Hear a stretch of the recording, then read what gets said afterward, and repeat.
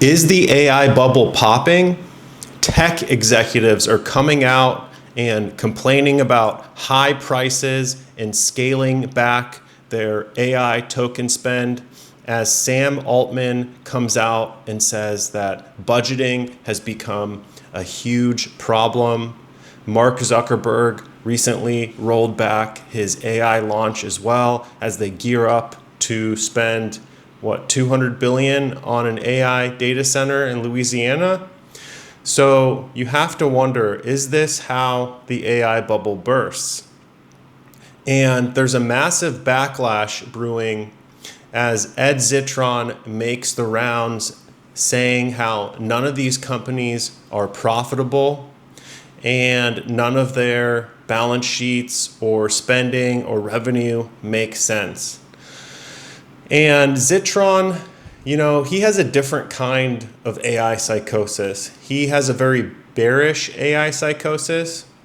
He seems to be very anti-tech, and he makes some valid points about AI and looking at these companies and their spending. And, anybody who has been building AI products can see there's a lot of areas that need to be optimized and improved before you can just deploy AI across an enterprise company because of the token spend. The token spend is a big problem. We saw an anonymous enterprise company say that they burned 500 million in tokens and $500 million, that is, and it was done by one person, I believe. You have the Uber CEO saying that they're capping AI token spend at $1,500 per engineer. And this appears to be kind of the biggest headwind and something that a lot of people really saw coming if you pulled back the curtain, because we're at this experimental phase and there's just no way that Anthropic and OpenAI could have sustained that revenue, because it just you can't 10x your revenue repeatedly, right? These memory companies and the AI infrastructure stocks can't go up 1,000x, 2,000x forever. I mean, you look at these charts, they look absolutely ridiculous. And just because these stocks are going up doesn't mean that AI companies aren't going to run into these issues. Remember, these are just speculations. People are speculating on the price, trying to get ahead of it. Markets front run the reality, and then there's always some sort of major crash that kind of corrects and snaps people out of their AI psychosis. So is the AI bubble popping? It's an interesting question. I think probably it's deflating now, and there could be some sort of major liquidation cascade. Now, it takes a while for these markets to unwind and actually crash, but as these companies like OpenAI and Anthropic start reporting maybe pullback in AI spending for enterprise companies, that will be a canary in the coal mine for speculators, right? And then if you have Nvidia and other companies building these AI data centers, when there's suddenly delays or they run into major constraints, again, a canary in the coal mine that basically signals that the market could be, pulling back or beginning to crash. Now, let's separate two different things. The reality of AI as a technology is legitimate, but the speculation has, it's starting to run out of gas a little bit, just like the internet. And people compare the internet and they want to throw these, different charts and stuff and say that it's different because the economic value and the liquidity flowing through the system is much bigger, and this is for real because there's data centers. But during the internet age, they had to lay down broadband and all these cables and stuff to get the infrastructure where it needed to be to get to where we are today about 30 years later. I mean, mobile took a long time as well. And you look at the impact, over 30 years of infra was built during that time. So we could send messages back and forth instantaneously. That wasn't possible. We had dial-up modems back then. You had to pay money to call long distance. Sending an email took time and getting a response back. And now all of that is instantaneous. You have instantaneous payments. You used to have this massive settlement layer where people in the back rooms had to settle the money and verify everything for you. Now you can literally send money instantly. So looking at AI today, what are the constraints and infra that needs to be built out so token costs get cheaper so these enterprise companies can use it? I mean, they're really having a hard time creating a budget for different departments. And you have to understand there's a lot of bureaucracy in enterprise. There's different groups within it, and they don't all interconnect or communicate. And the budgets and the constraints and the edge cases are different for each and every department. And it's not really as easy as just deploying this catch-all agent that goes across every department, because again, they all have different workflows. And the thing is, these workflows are built by humans. Humans all work a different way. They work at a different speed. And just because you deploy a single agent, it's not simple to manage an agent. Not everybody wants to manage an agent. Not everybody understands how to do so efficiently. Not everybody is a software engineer. That's why software engineering jobs are skyrocketing, because you need people managing and thinking through these systems and processes to basically make them more efficient and affordable. You see Bank of America hiring 2,000 interns. The job apocalypse isn't a reality. You saw Sam Altman come out this week and say that it's overblown. They are changing their tone, and they're paying for this wrong narrative that they've been pushing out, that AI is going to take your job. If you saw a clip with Sam, he said this week, what I should have said was that AI is great at, it has a PhD level intelligence at doing small tasks, right? Getting rid of the grunt work. That's what AI can do, is all these small tasks, so the human can think on a much higher level and solve bigger problems. And then the theory is that creates more economic value because there's bigger problems to solve, and then everybody prospers. But instead they're saying it's going to take your job, it's going to disrupt all these industries, and we don't really know what's going to happen. So they're pushing this doomer narrative because it was getting clicks and impressions and stuff like that. And now they're dealing with the backlash. You have people like Bernie saying it should be a public good and we need to tax these AI companies 50%, but with what profit? These companies aren't profitable. So Zitron has AI psychosis, but he has valid points. These companies aren't profitable, but just because they're not profitable, it doesn't make them any less valuable. That's kind of how startups work, is they're not profitable, and eventually if they do all these things and all these things happen, they become profitable, and then they create shareholder value or economic value. The internet has created trillions of dollars of economic value. So there's this big anti-tech movement now, led by people like Bernie, basically saying that AI has trained on our human intelligence and is selling it back to us at a premium. That's what Elizabeth Warren said.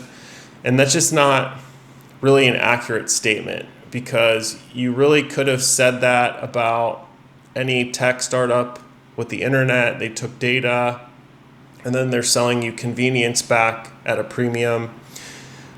A lot of these tech companies, some of these tech companies were harmful and they cost investors a lot of money. Others made lives better, easier, payments, more people can start businesses. And you have Uber, Lyft, you have Stripe, all these technology companies created economic value. You have Airbnb, which made it so regular people could make extra money by renting out their rooms. So they tapped into trillions of economic value of the housing market because these rooms were sitting unused. People were going to hotels. There was some backlash against Airbnb.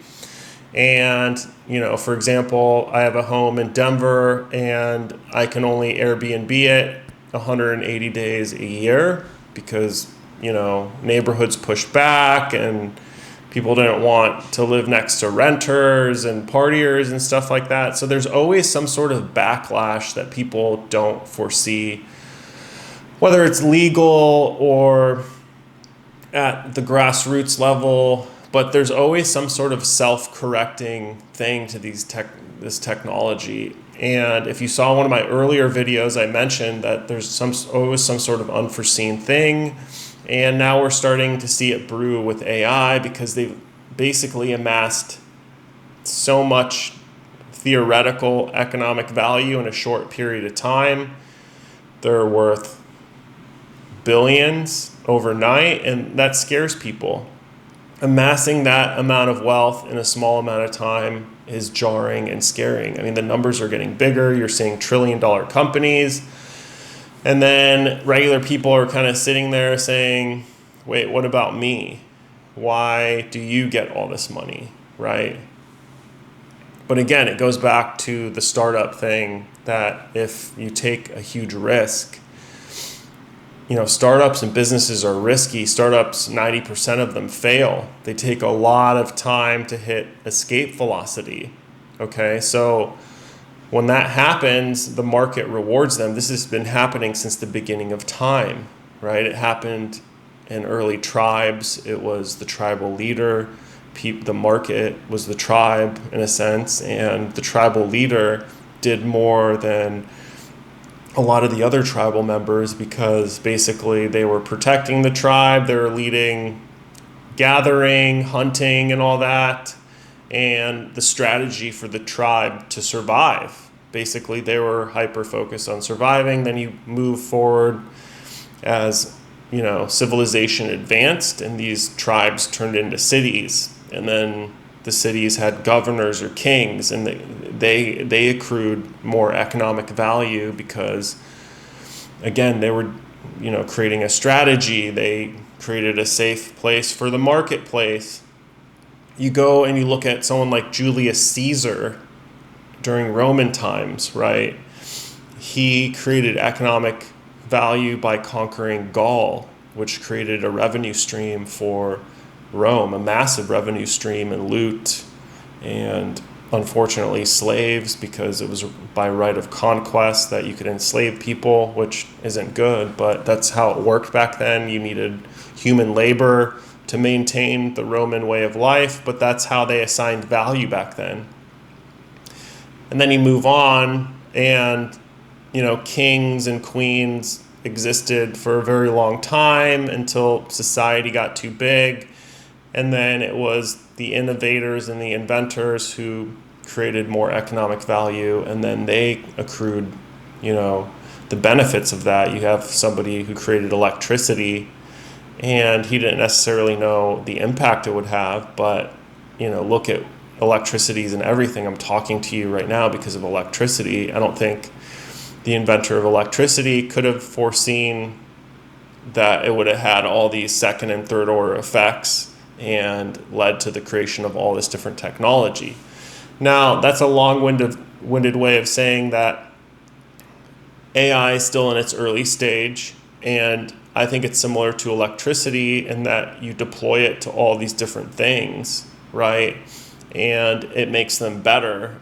I mean, there wasn't a backlash. There was kind of a backlash against electricity because why would you need electricity when you have wax candles, right? But again, I don't think there was as big of a backlash as there was for electricity as there is for AI, which is just very interesting to me, and I don't know. Well, I do know why that is. I mean, it's partially because of OpenAI and Anthropic pushing the doomer narrative, but I mean, lighting up a house or a room seems much more harmless than, AI and taking people's jobs or disrupting the job market and stuff like that. So I don't really know where I'm going with this, but all I'm saying is that AI bubble is going to pop and it's deflating right now. And this backlash isn't going to go away anytime soon. There's going to be legislation. There's going to be more data center bans. There's going to be data center moratoriums. If a Democratic president gets elected, they're going to come after AI just like they came after crypto. Now, whether you think AI or crypto is, not comparable because AI is more real, that doesn't matter. What you're really looking at are new forms of creating leverage. Crypto created an immense amount of leverage to amass wealth and create economic value. AI is doing the same. And now you have this group of anti-billionaires that are going after the technology because they don't like billionaires. And to that, I would just say that like billionaires, they do create economic value. They don't all have billions in cash in the bank. Some of them do for their business. A lot of it's just paper. It's not like if a company's worth $1 trillion, it doesn't mean they have $1 trillion liquid in the bank that they can just cash out and buy a yacht with.